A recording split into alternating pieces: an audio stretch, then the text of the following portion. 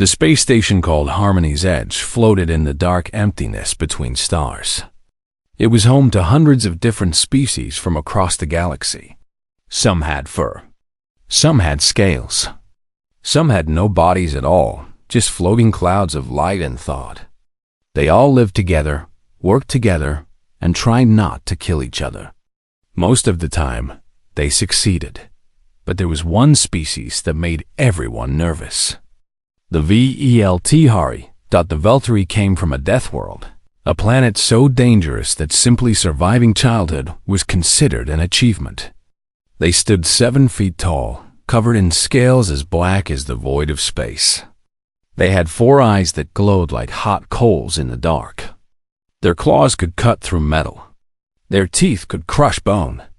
They were apex predators, the top of the food chain on a world where everything wanted to eat everything else. And now, 3 of their young were locked in holding bay 7. Admiral Dex stood before the observation window, his gray skin tight with worry.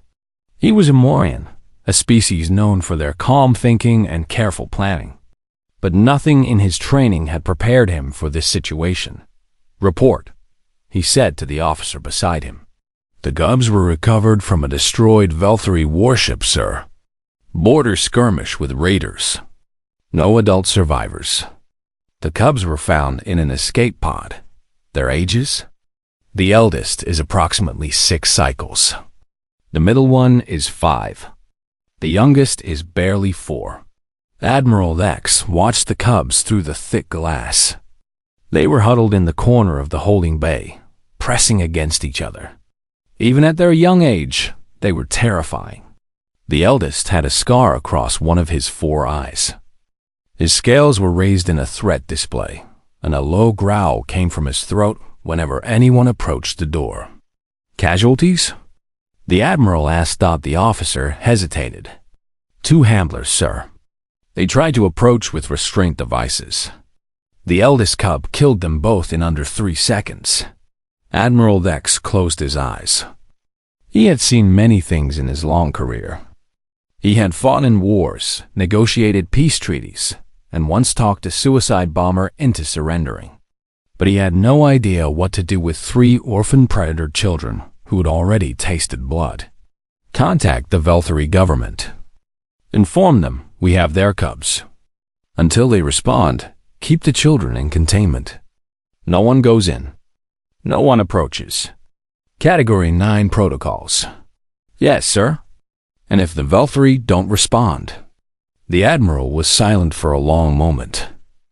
"Then we freeze them. Cryogenic storage until someone claims them." He knew, even as he said it, that no one would. The Velthari did not adopt orphans from outside their clans. These cubs would sleep in frozen darkness for years, decades, perhaps forever. It was a cruel solution. But Admiral Dex could not think of a better one. 3 decks below, Iuna was unpacking her belongings in her new quarters. She was a xenobiologist from Earth, recently transferred from Seoul University's exoplanetary studies program. She was 32 years old, with short black hair and kind eyes that seemed to notice everything. Her colleague, Kang Daeun, helped her carry boxes. He was tall for a human, with broad shoulders and a worried expression that seemed permanently fixed to his face. "You're going to love it here," he said, though his tone suggested the opposite. "The food is terrible. The air recyclers make everything smell like plastic, and half the species on this station think humans are either pets or food." Una smiled.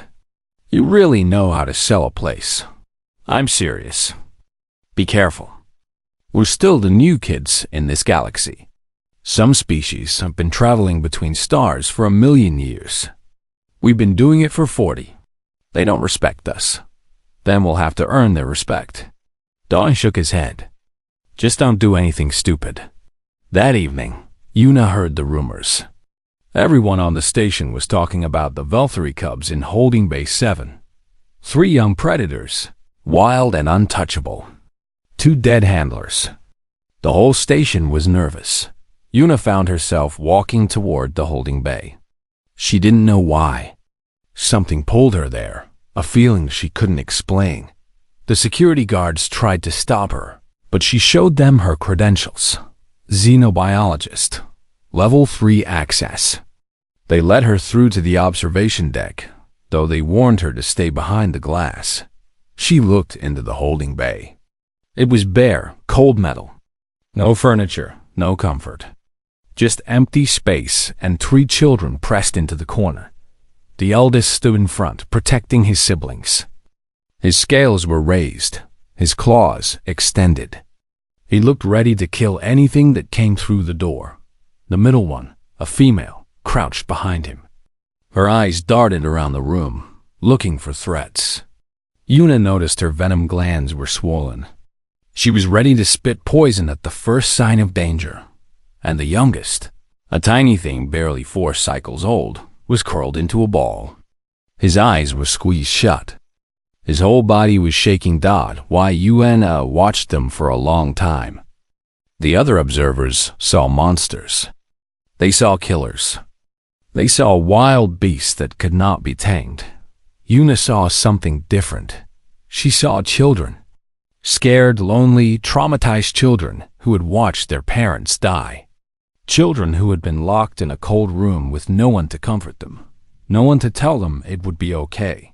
Children who attacked the handlers not because they were evil, but because they were terrified. "They're just scared," she whispered.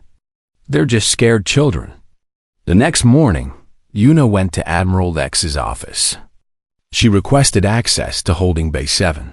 She wanted to study the cubs, to try to communicate with them, to help them. Admiral Lex refused. She came back the next day. He refused again. On the 3rd day, she came back with a formal proposal. 30 pages of research, citations, and methodology. She argued that the cubs could be helped, that their aggression came from fear, that they needed contact with a living being who did not treat them as threats. Admiral Lex read the proposal. Then he looked at her with all 6 of his eyes. "You will die," he said simply. "These are not puppies, Dr. Ha. These are apex predators. They have already killed 2 people. If you go into that room, you will be the 3rd. "I don't think so. Your opinion is not evidence." Request denied. That night, Yuna made a decision that would change everything. She went to Holding Bay 7. She bypassed the security lock using a code she had borrowed from Doyu's terminal without his knowledge. The door slid open with a soft hiss. Alarms screamed. Red lights flashed. Every guard in the sector rushed to the observation deck. They watched, weapons raised, as the small human woman walked into the room with the 3 predator cubs. Yuna did not carry a weapon. She did not carry food. She did not carry any device or tool that might protect her. She simply walked to the center of the room and sat down on the cold metal floor. The cubs reacted instantly. They spread out, circling her like sharks around wounded prey. The eldest growled, a deep rumbling sound that Yuna felt in her chest. The middle one hissed, her venom glands pulsing. The youngest watched with wide, frightened eyes. Yuna did not move. She did not flinch. She did not look away. She just sat there, small and soft and utterly vulnerable, and waited. The eldest lunged. He moved so fast that the guards on the observation deck barely saw it. In half a heartbeat, he was inches from Yuna's throat, his claws raised for a killing blow. Yuna looked into his 4 burning eyes. She did not scream. She did not beg. She did not even breathe faster. "It's okay," she said softly. "I'm not going to hurt you." The cub froze. His claws trembled in the air, inches from her neck. Something passed between them. Something that the guards watching from above could not understand. Something that the translators could not explain. The cub lowered his claws. By the end of the hour, the smallest cub was pressed against Yuna's side. His shaking finally stopped. The middle one watched from 3 feet away, her venom glands slowly relaxing. The eldest stood guard at the door, but he was no longer looking at Yuna as prey. He was looking at her as something else entirely. Admiral Dex stared at the monitors in disbelief. In 40 years of military service, he had never seen anything like this. What is she doing? He asked. No one had an answer. Not yet. But deep in the cold metal room, something new was beginning. Something that would change everything the galaxy thought they knew about humans, about predators, and about the strange and powerful thing called love. Word spread through Harmony's Edge like fire through dry grass. The human who sat with the Volturi, the human the Cubs did not kill, the human who went back the next day, and the next, and the next. Hyuna became the most talked about person on the station. Some called her brave, some called her crazy. Most called her both. Admiral Dex had wanted to arrest her for breaking into the holding bay. But when he saw the footage, when he saw how the Cubs responded to her, he changed his mind. Instead, he gave her official permission to continue her work. He did not understand what she was doing, but he could see that it was working. Every morning, Yuna woke up early. She ate a small breakfast, checked her notes from the day before, and walked to the holding bay. The guards knew her now. They nodded as she passed. Some of them even smiled. She would enter the room, sit down on the floor, and wait. The Cubs came to her on their own terms. They were not pets. They were not prisoners. They were children learning to trust again, and that took time. The eldest Cub, the one with the scar over his eye, was the most careful. He watched Yuna for hours before approaching. He tested her constantly, making sudden movements, growling without warning, once even snapping his jaws inches from her face. Yuna never flinched. She never pulled away. She simply waited, calm and patient, until he was ready. Yuna began learning their names. Not the official designations the station had given them, but the sounds they made for each other. The eldest was Reth. The middle was Shale. The youngest was Kiro. Reth was the protector. He had been protecting his siblings since the moment of the attack, maybe even before. The scar on his eye came from the same battle that killed his parents. He had fought to save his brother and sister, and he had kept fighting every moment since. Shale was the watcher. Her four eyes saw everything, noticed everything. She was always checking the room, always looking for threats. Her venom glands were her weapon, and she kept them ready at all times. But Yuna noticed something else about her. When there was no danger, when everything was calm, Shale was curious. She watched Yuna with interest, not fear. She wanted to understand this strange, soft creature who did not run. And Kiro, the smallest, was broken. He did not speak. He did not play. He did not do anything except curl into a ball and shake. His siblings protected him, fed him, kept him warm. But they could not fix the wound inside his mind. Kang Do-yoon came to visit Yuna in the holding bay. He stood on the observation deck, watching through the glass, his face pale with worry. "You're going to get yourself killed," he said through the intercom. Yuna was sitting on the floor, reading a datapad. Kiro was pressed against her side, his eyes closed. Shale sat 3 feet away, watching.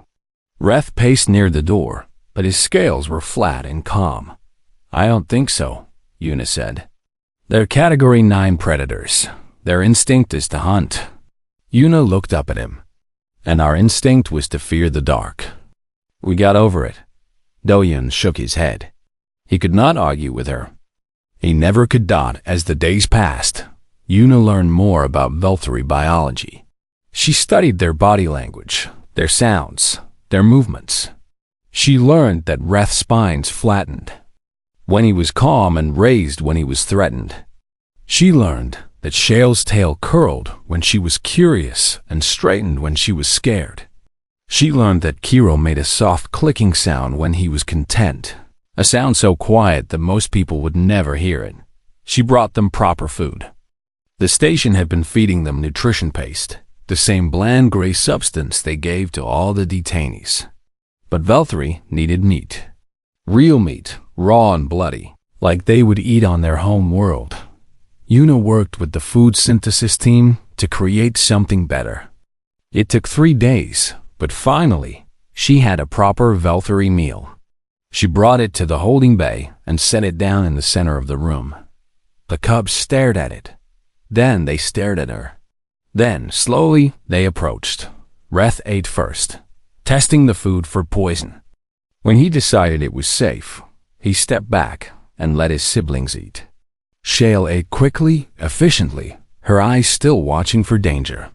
Kiro ate slowly, carefully, like he had forgotten what real food tasted like. When they were finished, something changed.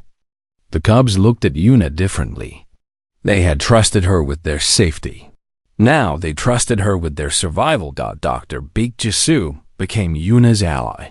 She was the station's medical officer, a small woman with sharp eyes and quick hands. She had spent 20 years treating species from across the galaxy. She had seen everything, but she had never seen anything like this. The youngest one, Jisoo said, looking at her medical scans. Kiro, his vocal cords are damaged. Una felt her heart sink. From the attack? No, from screaming. Jisoo looked at her with sad eyes. He saw his parents die. He screamed until his voice broke. That's why he doesn't speak. He can't. Una closed her eyes. She thought about Kiro, curled up in that dark escape pod, screaming for his mother and father while the ship burned around him. Screaming until his throat tore. Screaming until there was nothing left. Can you fix it? She asked. Maybe. I can try. But it will take time, and he'll need to trust me. Una nodded. He'll trust you. I'll make sure of it. The treatment began the next week. Jisoo came to the holding bay every day, carrying medical equipment. At first, Kiro was terrified. He hid behind Una, shaking, his eyes wide with fear. But Una held him. She stroked his scales, soft and gentle. She made the clicking sound he liked, the one that meant safe and calm and loved. And slowly, very slowly, Kiro let Jisoo approach. The treatment was painful. Una could see that. Kiro's face twisted with discomfort, and his claws dug into Una's arm. They could have shredded her skin like paper. They could have cut through her bones like butter.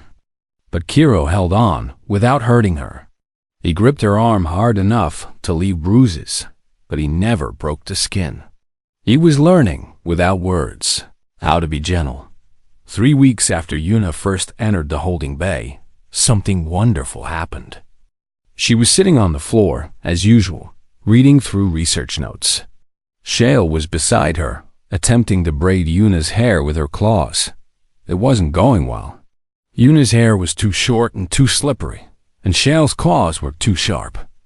But she kept trying, patient and focused. Reth was pacing near the door.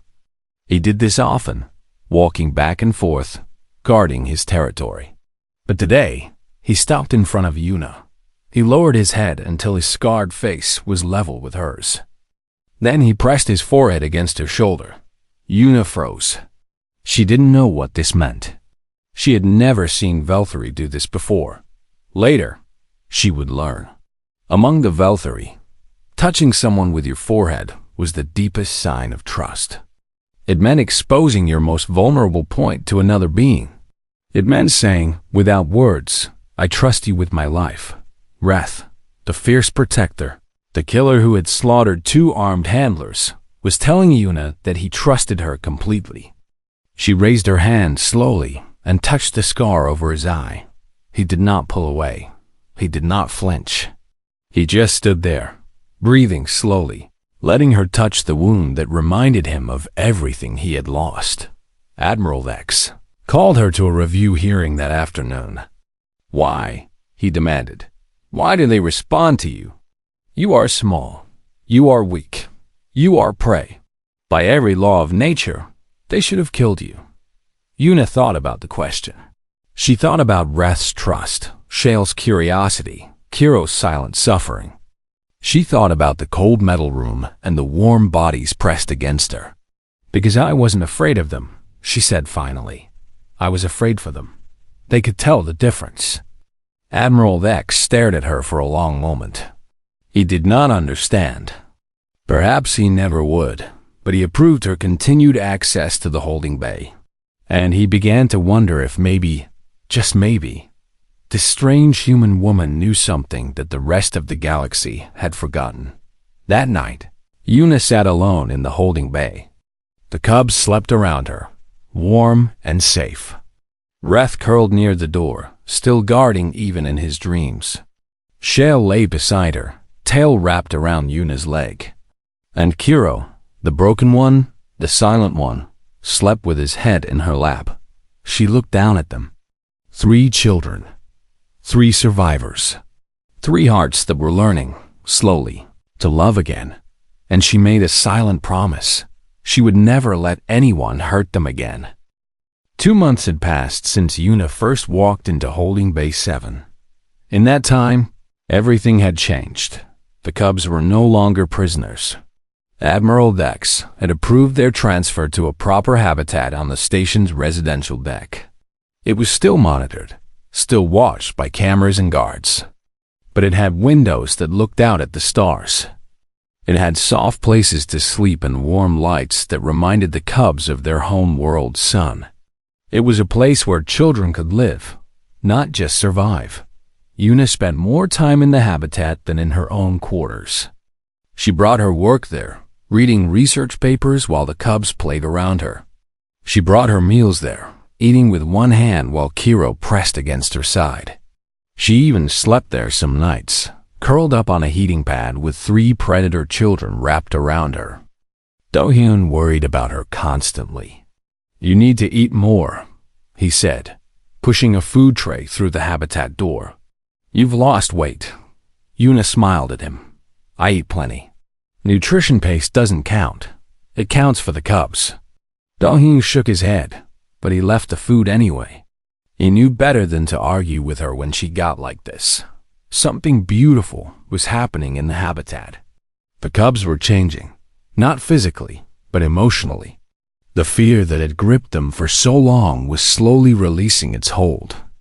Reth was still protective, still fierce, still ready to kill anything that threatened his family. But now, when Una entered the habitat, he greeted her with a low, rumbling sound. The translation software identified it as Welcome Safe Family. He had accepted her into his pack.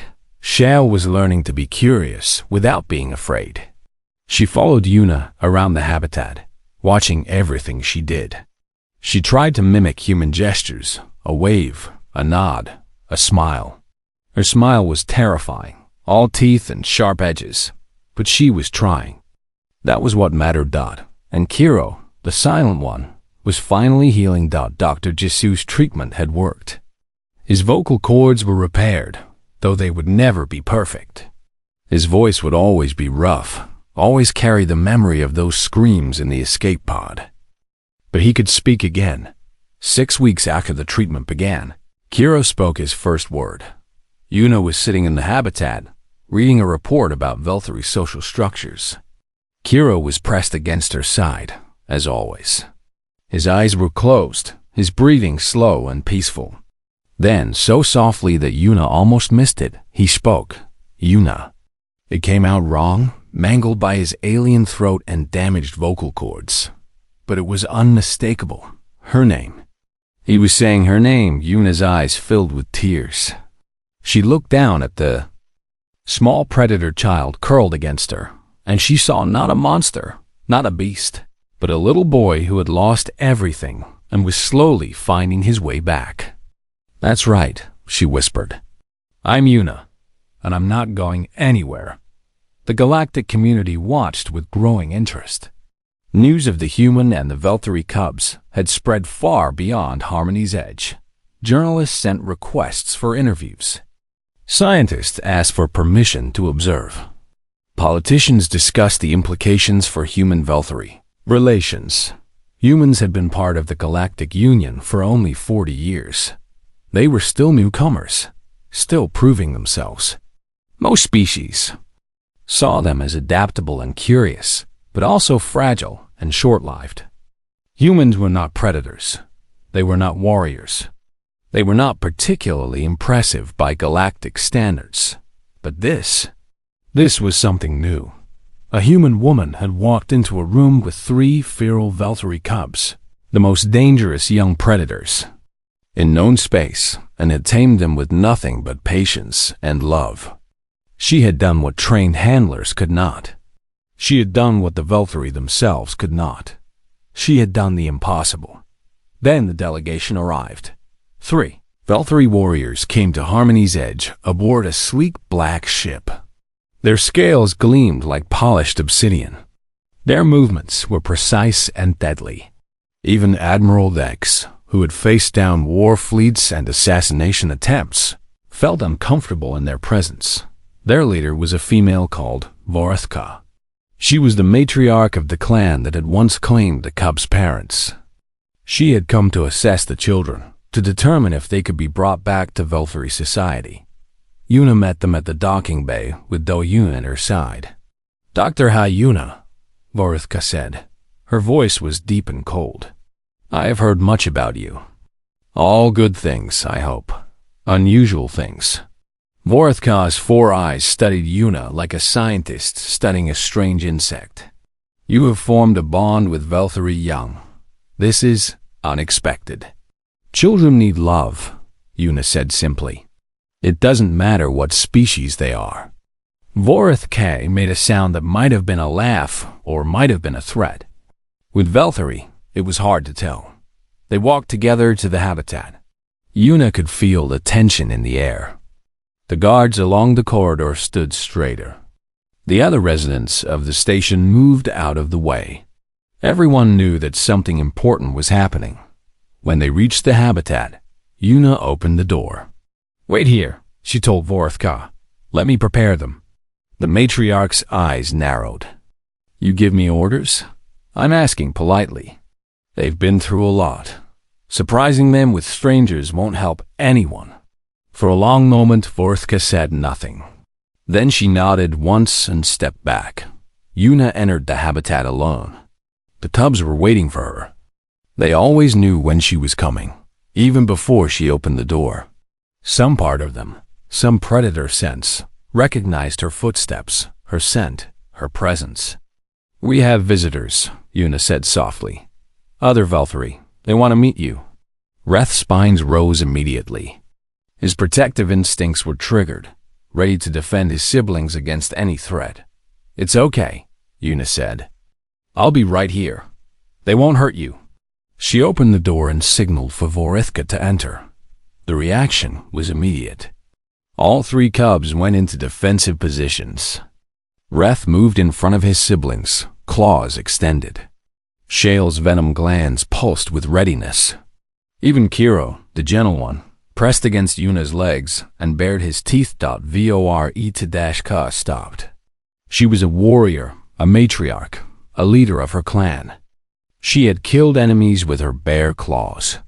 She had survived battles that wiped out entire armies. But the look in these cubs' eyes made her pause. They did not recognize her as one of their own. They did not see a fellow Valtteri. They saw an unknown predator entering their territory. They saw a threat. Then Yuna stepped forward. She placed herself between the cubs and the matriarch. She did not raise her arms. She did not speak. She simply stood there, small and soft and completely exposed. The cubs calmed. Not slowly, not gradually, but instantly. Reth moved to flank Yuna's left. Shale took the right. Kiro peered out from behind her legs, still frightened, but no longer ready to fight. Vorthka watched this. She watched how the cubs responded to the human woman. She watched how they moved around her, protected her, took comfort from her presence. And she understood. "They have bonded to you," Vorthka said. Her voice was different now, softer, filled with something that might have been wonder. Truly bonded. "This should be impossible." "Why?" Yuna asked. "Because you are prey." The matriarch's 4 eyes studied her with new respect. You have no claws, no fangs, no venom. By every measure, you are food, and yet they have chosen you as their pack leader. Yuna looked at the cubs around her, Reth, fierce and loyal, Shale, curious and careful, Kiro, healing and learning to trust again. Maybe that's why, she said. Maybe they needed someone who wasn't a threat, someone who didn't want to fight them or control them, someone who just wanted to love them. Vorithka was silent for a long time. When she spoke again, her voice carried the weight of ancient traditions and forgotten wisdom. Among my people, there is an old saying. The strongest pack is not the one with the sharpest claws. It is the one with the deepest bonds. She looked at Yuna. You have built something rare, human, something precious. I did not believe it was possible, but I have seen it with my own eyes. She turned and walked toward the door. At the threshold, she stopped. Protect them, she said. Whatever comes next, protect them. Then she was gone, and Yuna was left alone with her children, wondering what the future would bring. The trouble began with a message from the Velthri homeworld. Admiral X called Yuna to his office early in the morning, before the station's artificial sun had finished its simulated sunrise. His gray skin was pale with worry, and his 6 eyes could not meet hers.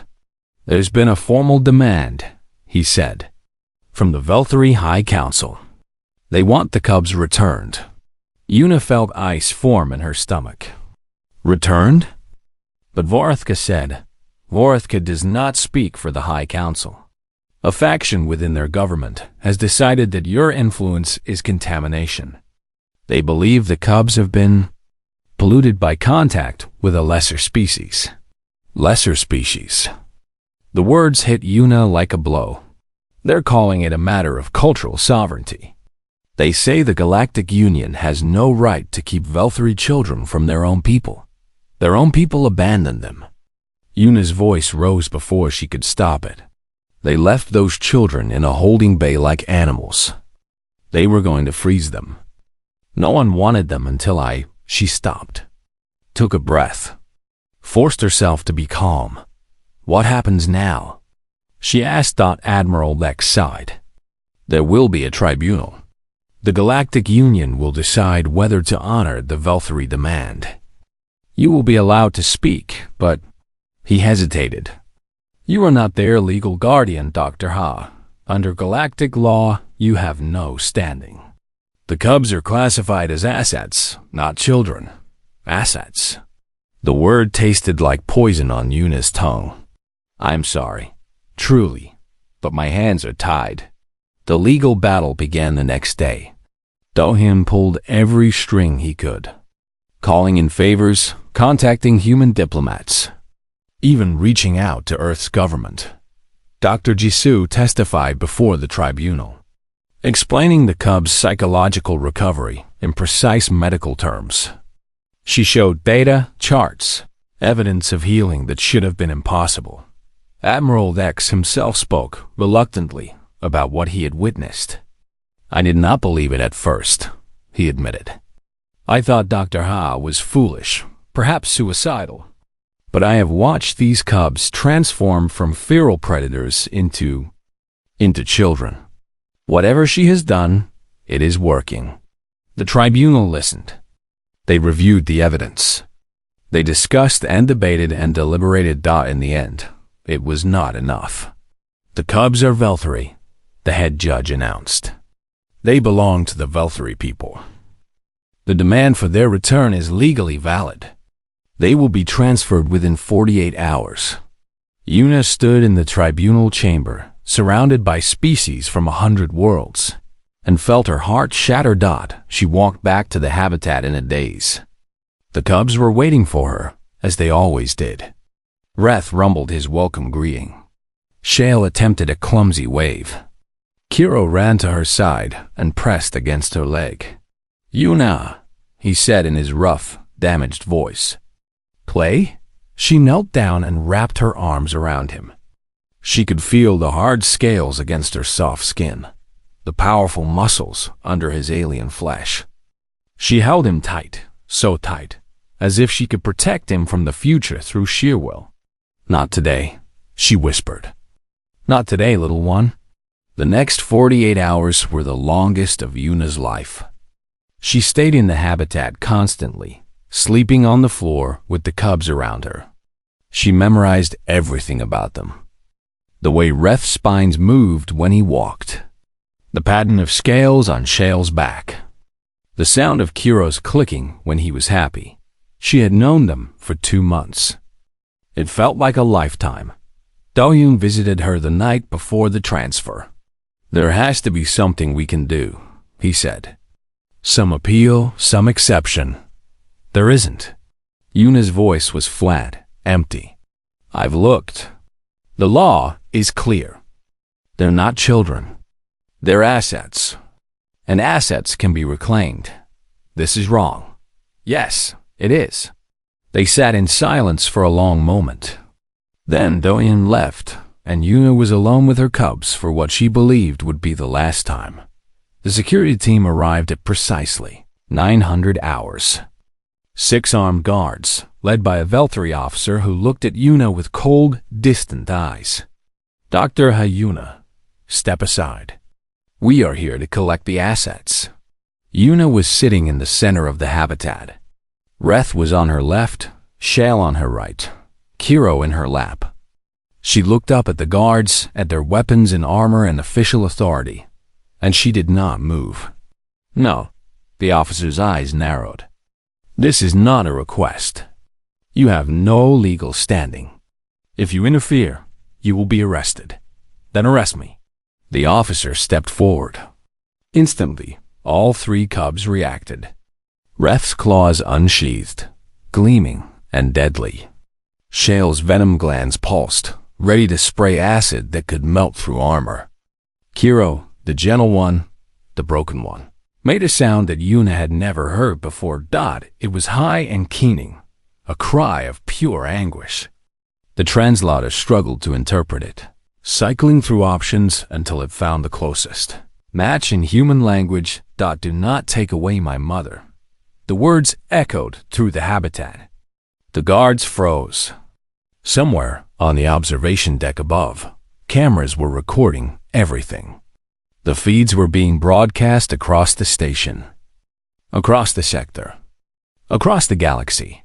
Yuna looked at the officer. "You'll have to go through me," she said. Her voice was calm, but her heart was pounding. "And when you do, everyone will see. Everyone will know what you did. How you tore children from the arms of a woman who loves them." The officer hesitated. He was trained for combat, for violence, for difficult situations. But nothing had prepared him for this. Nothing had prepared him for the image of a small human woman, surrounded by predator children who would die to protect her. "Stand down." The voice came from behind the guards. They parted, and Vorithka stepped through. The matriarch looked at the scene before her. The human woman on the floor. The cubs pressed against her. The desperation in their eyes, the love, the fear. "I invoke the right of Vashkolna," Vorithka said. The Veltari guards froze. One of them actually took a step backward. "Matriarch," the officer said carefully. "That right has not been invoked in. I know exactly how long it has been." Vorithka's voice cut like a blade. "I know the history. I know the tradition. And I know what I am seeing." She stepped forward until she stood directly before Yuna. Her 4 eyes studied the human woman, taking in every detail. The tear stains on her cheeks. The claw marks on her arms where the cubs had gripped her too tightly. The absolute refusal to run, even in the face of armed guards. "The rite of Vashkolna is older than our spacefaring civilization," Vorithka explained. "It comes from a time when our ancestors were still bound to a single world. In those days, we understood something that modern Veltari have forgotten. That strength is not measured only in claws and fangs. That sometimes the greatest warriors are those who fight without weapons." She looked at Yuna. No outsider has ever been granted this right. Our laws forbid it. Our traditions reject it. And yet, she paused, her ancient eyes filled with something like wonder. You have protected Veltari young with your own body. You have faced death without fear. You have shown more courage than warriors twice your size and 10 times your strength. She extended her clawed hand.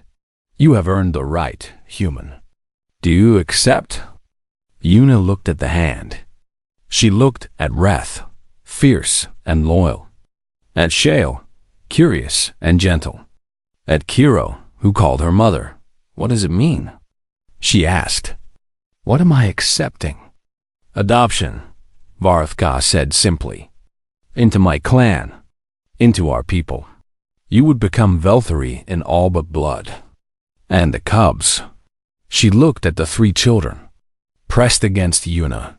They would become yours, legally, permanently, beyond the reach of the High Council or any tribunal. Yuna felt tears streaming down her face. She did not wipe them away. I accept. Vorthka smiled. It was the first time Yuna had ever seen a Veltari smile without showing teeth. Then rise, daughter of humans. Rise and claim your children. Yuna stood. The cubs stood with her, never leaving her side. And as the guards watched, as the cameras recorded, as the galaxy witnessed something that had never happened before, she placed her hand in the matriarch's clawed grip. Thank you, Yuna whispered. Taka's grip tightened gently. You protected our young when we could not, when we would not. The thanks belong to you. The officer cleared his throat. Matriarch, the High Council will not accept this. They will challenge the right. They will claim it does not apply to outsiders. Vorthka turned to face him.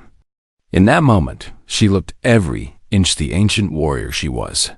Then let them challenge me. Let them stand before me and explain why a human showed more love to Veltari children than their own people. Let them justify their cruelty in front of every world in the galaxy. Her voice dropped to a deadly whisper. I will be waiting. The officer lowered his eyes. He signaled to his guards, and they filed out of the habitat without another word. Yuna stood in the center of the room, surrounded by her children, and for the first time in 48 hours, she allowed herself to breathe. Kiro tugged at her hand.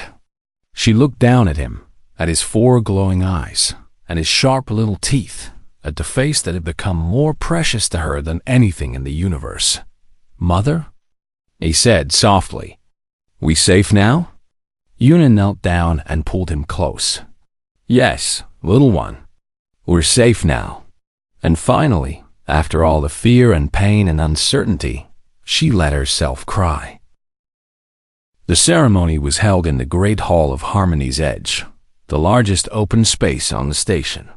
Thousands of beings from hundreds of species gathered to witness something that had never happened before in the long history of the galaxy.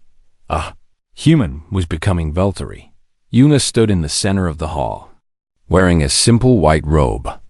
The cubs stood beside her, their scales polished until they gleamed like black diamonds. Reth had refused to leave her side since the confrontation with the guards. Shale kept reaching out to touch Yuna's hand, as if making sure she was still real. Kiro held onto her robe with both claws. His small body pressed against her leg. Admiral Dex watched from the observation platform above. He still did not fully understand what was happening, but he knew it was important. He could feel it in the way the air seemed to vibrate with possibility. Varthka approached the center of the hall. She carried a small blade, ancient and worn, its edge still sharp after countless centuries. The rite of Vashkil-Na is not a ceremony of words, the matriarch announced, her voice carrying to every corner of the hall. It is a ceremony of blood. It is a ceremony of bonding. It is a ceremony that binds 2 beings together, not through law or contract, but through something deeper. something that cannot be broken. She turned to Yuna. "Are you prepared?" Yuna nodded. Her heart was pounding, but her hands were steady. "Then let us begin." Vorethka made a small cut on Yuna's palm. The blood welled up, red and humid. Then she made matching cuts on each of the cubs. Their blood was darker, almost purple, thick with copper-rich cells. One by one, the cubs pressed their bleeding palms against Yuna's. Reth was first. His huge clawed hand swallowed hers completely. She felt his blood mix with her own, warm and strange. And she felt something else. A connection. A bond that went beyond words, beyond touch, beyond anything she had ever experienced. Shale was next.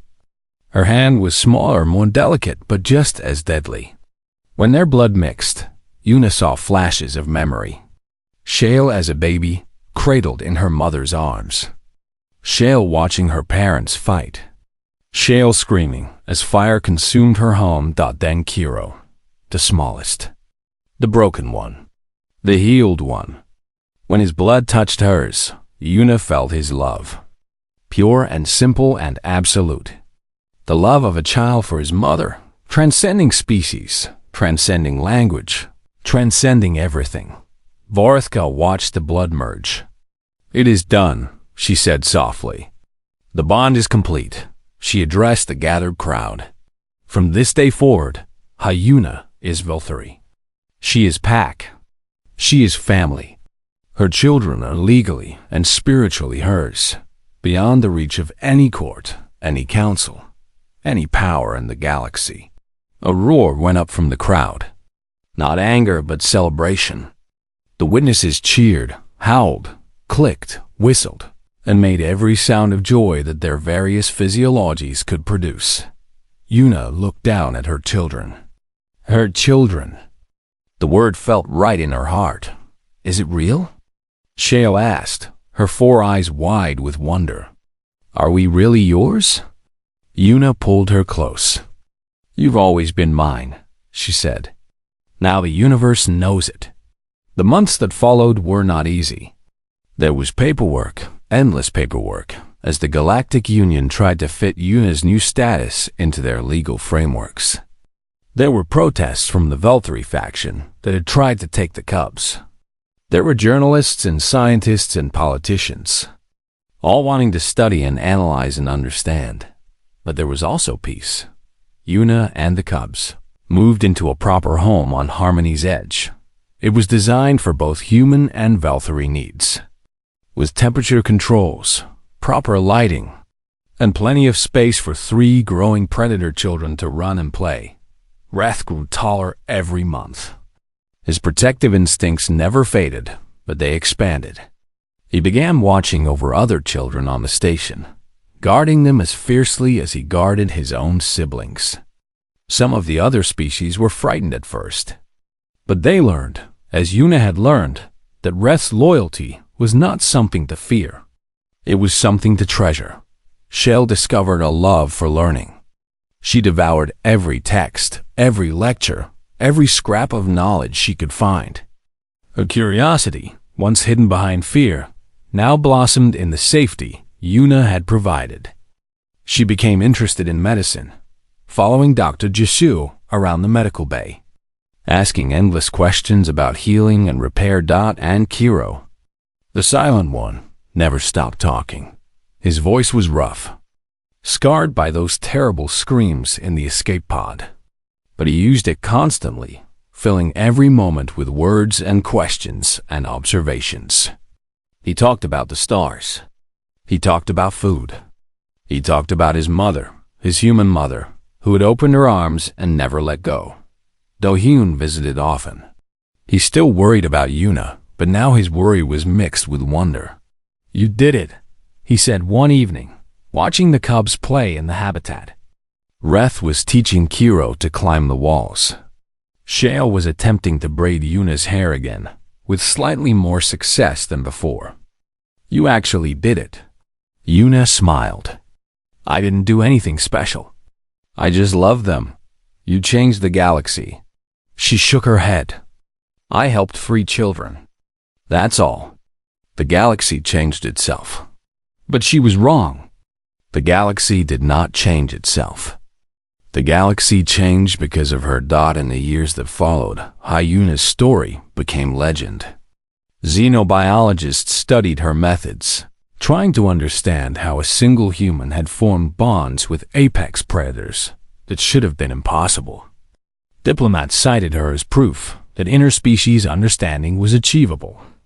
The Valkyrie, once feared and isolated, found new allies among species who began to see them differently, not as monsters, but as people, as parents, as family. Reth became a warrior, but not the kind he had once been. He fought for the defenseless, protected the weak, stood between danger and innocence. He never forgot the woman who had sat on the cold floor of a holding bay and refused to run. Shale became a healer. Her venom glands, once weapons of destruction, were used to synthesize medicines that saved countless lives. She found a way to turn her greatest fear into her greatest gift, and Kiro became a voice for the voiceless. He traveled across the galaxy, speaking for orphaned children, for abandoned young, for all the broken ones who needed someone to love them. He told his story again and again. The story of the silent cub who screamed until his voice broke. The story of the human woman who heard his silence and answered with love. One day, many years later, Yuna sat in a garden on Harmony's edge. The station had grown since her arrival. New sections had been added. New species had joined. The galaxy was slowly becoming smaller, more connected, more understanding. Kiro sat beside her. He was nearly grown now, tall and powerful, with scales as black as midnight and eyes that glowed with intelligence and warmth. "Mother," he said, "do you remember the first day?